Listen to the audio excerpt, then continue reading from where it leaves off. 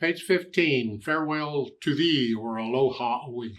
On page 14, they're showing you the triads in all the positions. So we have root, first, second, or second, first, root. I don't care, just root. You kind of get used to them after a while. Your fingers will go where they need to go. It just takes a little time and practice and experience. I wouldn't spend a lot of time on it, but just so you know. When I get these chord arrangements in pieces, I don't finger them that way anyway. Like in this farewell thing, I want to show you different fingering on that one. However, your teacher may insist on you using the fingering in the book, and that's okay because you need the practice.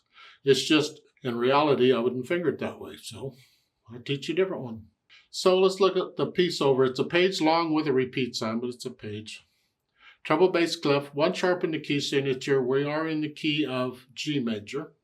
Common time or 4/4 time. And it has a pickup beat, so we're coming in on beat 4. Right hand first, it has the chords. And they've got this C chord. And you learn to recognize the chords, so you're not reading individual notes. You just play the chord. C chord, 1, 2, 3, 4, 1, 2, 3. That's the pattern they want you. Then it's a G chord. And the second line, it's a D7 chord here. You can figure out 1 here, you can do a 2 out here, I don't know. And then a G chord, a C chord, blah, blah, blah, blah. Okay, those are the chords. Left hand gets melody. 1, 2, 3, 4, 1, 2, 3. 2, 4, 1, 2, 3. 1, 2, 3. 1 and 2 and 1 and 2 and 3. 1, 3. 2, 3, 4. And at the end of the second line, rather than 4, I'm going to come down to the third. This way I'm a little closer. If I use 4, that's a stretch. So I use third so I can reach it more easily because I want to connect it. I mean, when I add in the phrasing, I'll lift up, but right now I want to connect it. Okay. Then I'll put the hands together, and it's here. 1.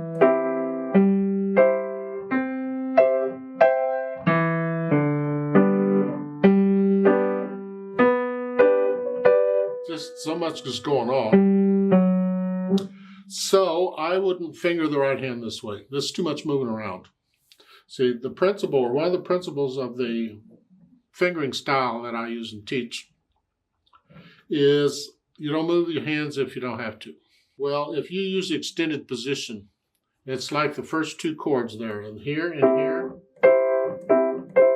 Well, if I use extended position, I can cover all of those notes in that measure in one hand position, here and here. That's what I do. I stay in extended position most of the time, and I'm moving only half as much. So it's 1, 2, 3, 4, 1. So it's second full measure. It's here and here because that's the chord. As it is 4th finger, not 3rd.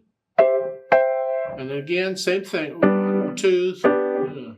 I only moved 1 time, and that's what I'm going to recommend you do here. I would do it that way. So again, I haven't moved yet. Now I come up here.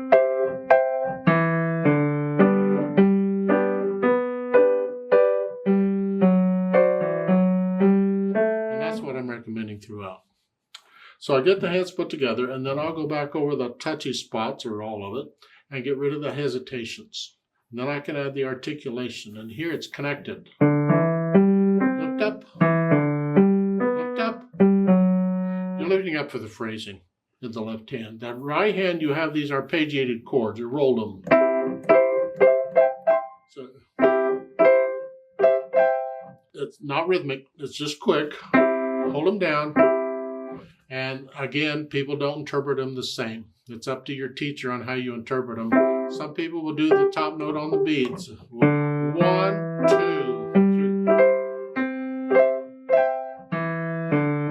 I do the bottom note on the beat. 1, 2, 3, 4, 1. So you do it however your teacher tells you to do it, but I do the bottom note on the beat, on the rolled chords. Then the dynamics, MF-P. So the first time we're going to play it sort of loud, that's the melody here. These chords are soft. The second time we're going to play it soft. chords are super soft. How soft can you play them? And then you get the decrescendo at the end to get even softer. So the chords at the end, I'm here and then here. I only moved once. They want you to do it. They want you to move every time. It's terrible. No. And I get slower too as you do speed-wise, but not too. You don't want these half notes to drag. Ugh. No, so I'm saying just gentle. 1, 2. You can't go too fast or the rolled chords don't cut it. There's a limit. When you have note after note rolled, there's a limit to how fast you can really go and make it sound decent. Now, they've added pedal. Okay, what's it do? Here, it's the overtones. We're adding the overtones. We have to be careful. We'd like to hear the phrasing, and we don't want to smear the melody. So I'm going to put the note down first and then the pedal. Here. I'm going to lift the pedal with the hand so I get a little silence for the phrase.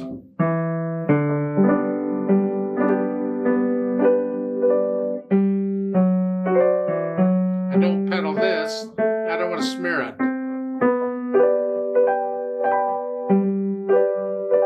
Second line, the last two measures, overlap here, overlap here.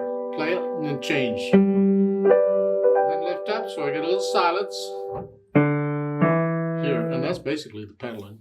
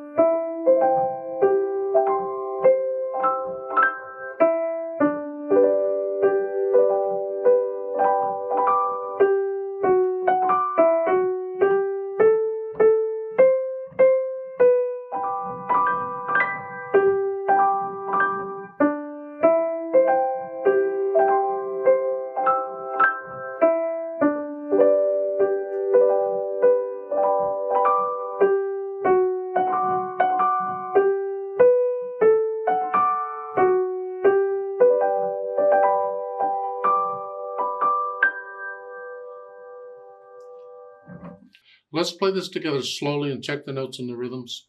I'm not going to do the pedaling because you can hear the notes better without the pedaling. I'll give us 3 counts because we come in on beat 4 and we are going to repeat. And remember, there's a note there on the adagio at the top. Second time, you play the whole thing an octave higher. So instead of here, you're up here. You just pretend middle C went up for the second time you play it. That's okay. 1, ready, go.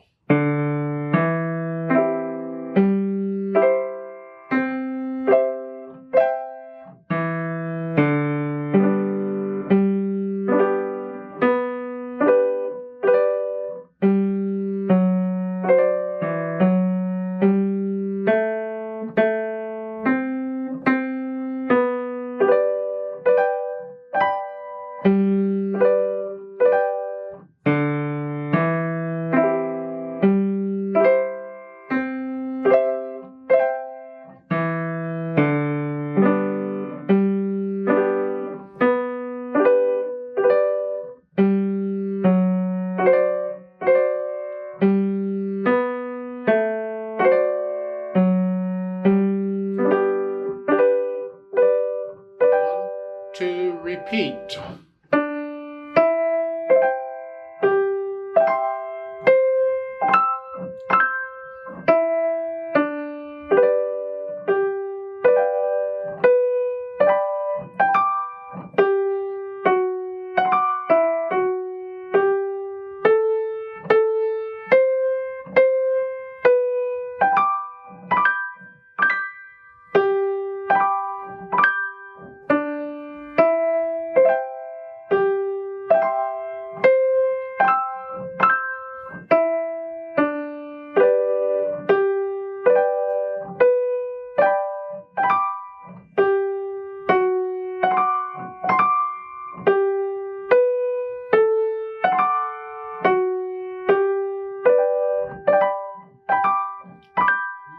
2, 3, off.